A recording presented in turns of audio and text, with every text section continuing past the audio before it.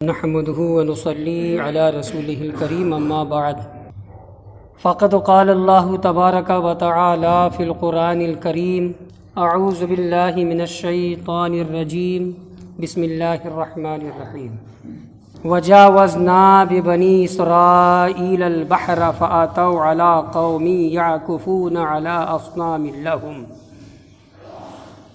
قالوا يا موسى اجعل لنا إلها كما لهم آلهة قال إنكم قوم تجهلون صدق اللہ العلی العظیم۔ پہلی آیت آج کی میں نے پڑھی وجاوزنا ببنی اسرائیل البحر، حضرت موسیٰ علیہ السلام کا مفصل واقعہ چل رہا ہے، بڑی تفصیل سے واقعہ ہے۔ وجاوزنا ببنی اسرائیل البحر، اللہ پاک فرماتا ہے ہم نے بنی اسرائیل کو سمندر کے پار اتار دیا، ہم نے بنی اسرائیل کو دریا پار کرا دیا۔ فَأَتَوْا عَلَىٰ قَوْمٍ، اب دیکھیے ایک واقعہ، جب دریا پار گئے وہ ادھر فرعون ہلاک ہو گیا لشکری، ادھر جو نئی بستی میں وہ لوگ گئے، کیا ہو رہا ہے؟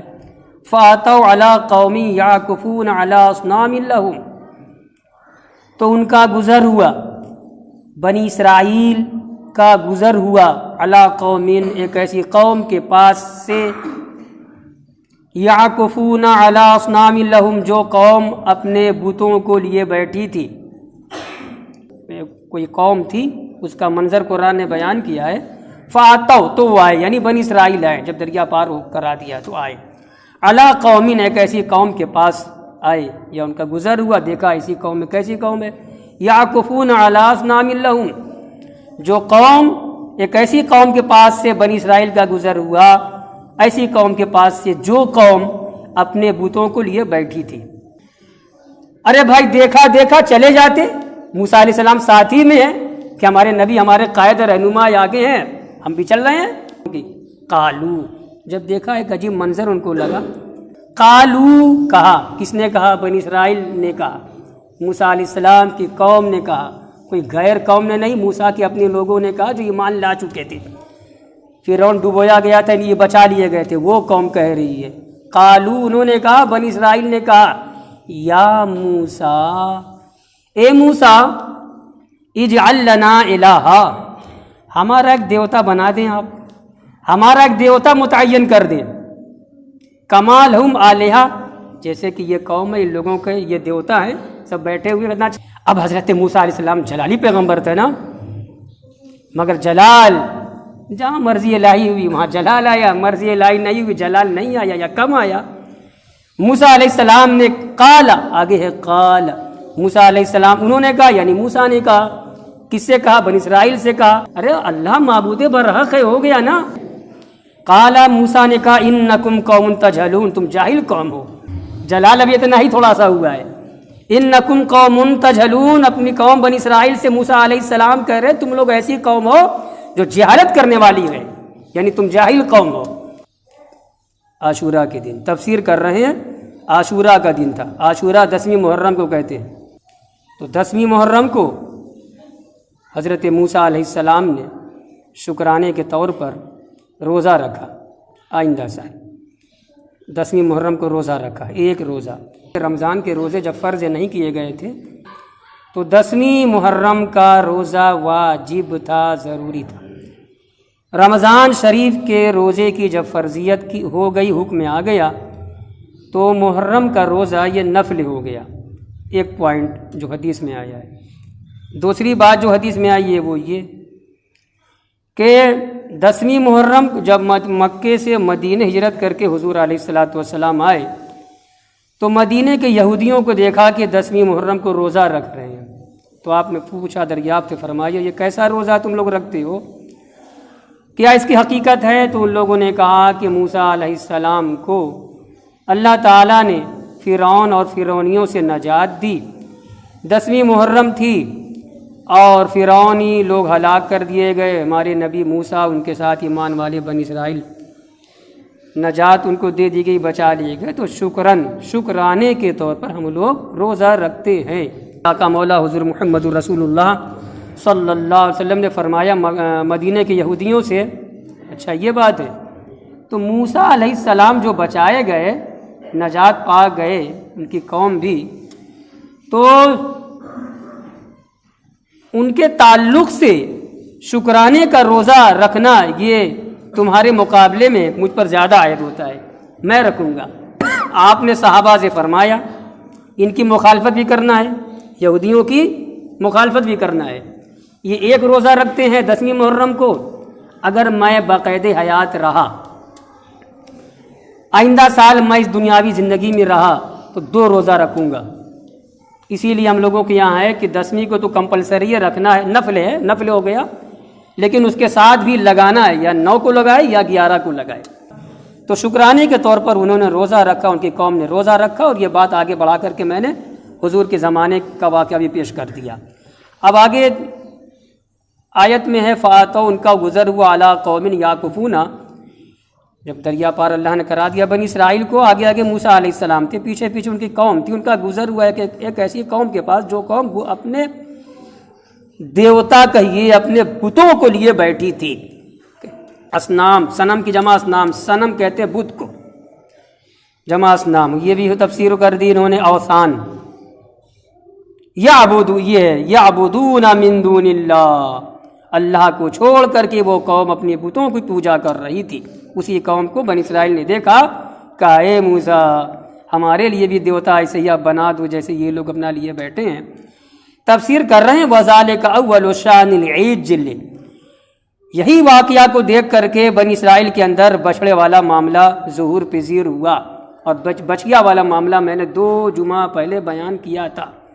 سونار تھا، سامری صراف سونار تھا، اور جادوگر بھی تھا۔ وہ بنی اسرائیل کی عورتوں کے زیورات کو مانگا، چال بازی سے مکاری سے دے دیا، اور اس نے جو ہے سونار تھا تو پگھلایا اس کو، شکلیں بنائی بچیا بچڑا گائے کی طرح، اور اس میں کیا ڈالا میں نے بتلایا تھا۔ حضرت موسیٰ علیہ السلام کے زمانے میں حضرت جبریل جب آئے تھے، جس گھوڑی پہ سوار ہوئے تھے، وہ گھوڑی بڑھتی جاتی تھی، اور خشک سوکھی بنجر زمین پہ اسی وقت تر و تازہ گھاس اگ رہی تھی، اس کی نگاہ پڑ گئی سامری کی، وہی گھاس لیا ہے اور بچیا بنایا ہے سونے کا، جتنا بڑا بھی رہا ہو، اب بچیے میں وہ گھاس ڈال دی۔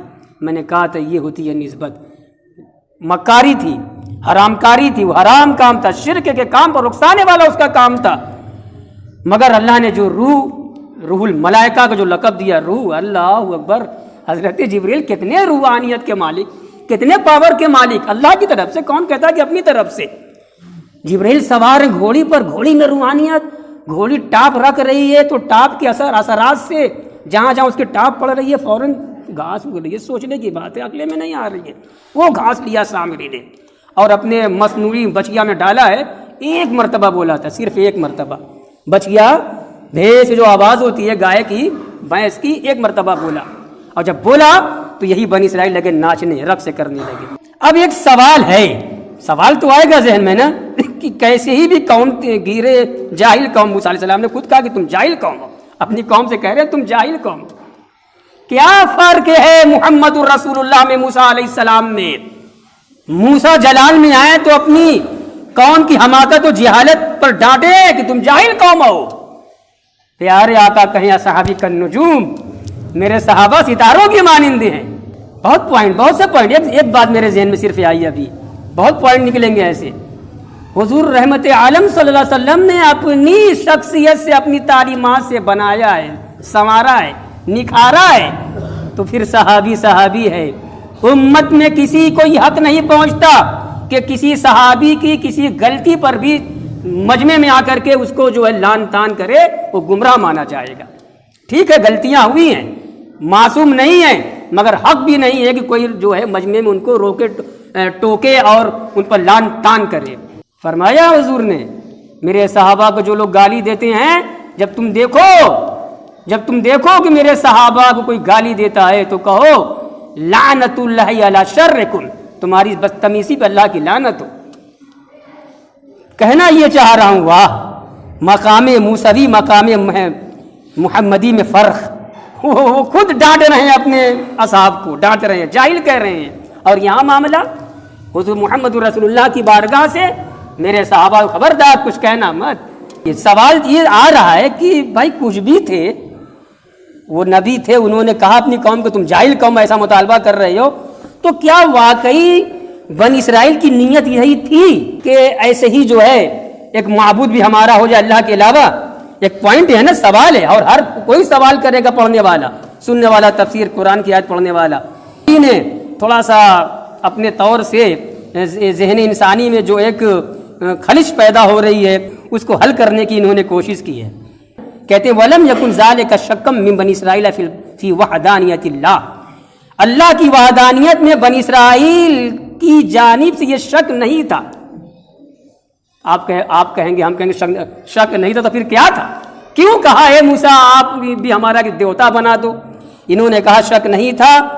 اس کے بعد مزید سمجھا رہے ہیں وَإِنَّمَا مَعْنَاهُ اجْعَلْ لَنَا شَيْئًا نُعَظِّمُهُ وَنَتَقَرَّبُ بِتَعْظِيمِهِ إِلَى اللَّهِ۔ امام بغوی رحمۃ اللہ علیہ کہہ رہے ہیں کہ بس معنی یہ ہے، مطلب یہ ہے کہ اے موسیٰ، میرے ہم لوگوں کے پیغمبر موسیٰ علیہ السلام، کوئی ایسی چیز ہمارے سامنے آپ لائیے، ہمارے لیے متعین کر دیجئے، ہے نا، کہ ہم اس چیز کی تعظیم کریں، اور اس چیز کی تعظیم کر کے اللہ کا تقرب حاصل کریں۔ حسن ظن اچھی چیز ہے۔ اب یہاں پہ چھوڑ دیجئے آپ کے بنی اسرائیل نے شرک کیا، تو واقعی ان میں سے جنہوں نے شرک کیا تو حضرت موسیٰ علیہ السلام نے پھر ان کو معاف نہیں کیا۔ وَظَنُّوا أَنَّ ذَلِكَ لَا يَضُرُّ الدِّيَانَةَ وَكَانَ ذَلِكَ لِشِدَّةِ جَهْلِهِمْ، کہ بنی اسرائیل نے جب مطالبہ کیا موسیٰ علیہ السلام سے دیوتا متعین کرنے کا، تو ان کی جہالت کہیے، ان کا ظن کہیے، گمان کہیے، انہوں نے سمجھا کہ یہ مطالبہ ہماری دینداری کو کوئی نقصان نہیں پہنچائے گا، حالانکہ نقصان پہنچائے گا، یہ ان کا اپنا خیال تھا۔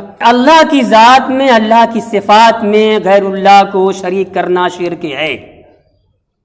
اب جو دنیاوی اعتبار سے اسباب و وسائل لگے ہوئے ہیں، اسباب و وسائل خواہ کسی انسان کی شکل میں ہو، کسی عمل کی شکل میں ہو، یہ محض وسیلہ ہے، اور وسیلہ جائز ہے، اور وسیلے کی پوجا نہیں ہوتی، وسیلے کی پوجا نہیں ہوتی۔ وسیلہ کو وسیلہ ذریعہ سمجھا جاتا ہے کہ یہ چیز کی ہم جب اختیار کریں گے، اس کو اختیار کر کے، اس پر عمل کر کے ہم اللہ سے قریب ہوں گے، بس یہی ہے۔ اعمال صالحہ، نماز ایک عمل ہے، نماز خود خدا ہے، معاذ اللہ بولو، نماز ہم پڑھتے کیوں پڑھتے ہیں؟ اللہ سے ہمیں قریب کرے گی، یہ وسیلہ ہوا۔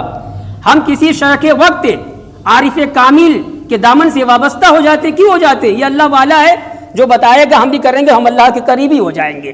یہی ہے وسائل اور اسباب، اس سے زیادہ وسائل اور اسباب کی کوئی حقیقت نہیں ہے، اور وسیلہ جائز ہے۔